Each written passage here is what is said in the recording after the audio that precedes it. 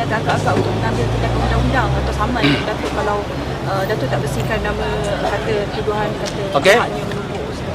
Semalam beliau memaklumkan untuk saya memohon maaf selama sebelum 48 jam. Jadi hari ini saya ingin memaklumkan, saya ingin memohon maaf kepada YB Zuraidah kerana selepas ini terpaksa menyelak kain beliau. Ya, saya nak lihat ada kudis tak di kakinya, ada kurap tak di pahanya. Ya, ada tak lagi kudis-kudis yang lain termasuk di telapak kaki beliau. Jadi saya mohon maaf kepada beliau kerana terpaksa menyelak kain beliau. Okey.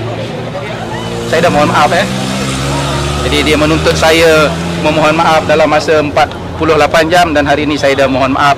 Tetapi permohonan maaf saya ini, saya terpaksa menyelak kain beliau untuk melihat kudis-kudis, untuk saya perbaiki supaya kudis-kudis tersebut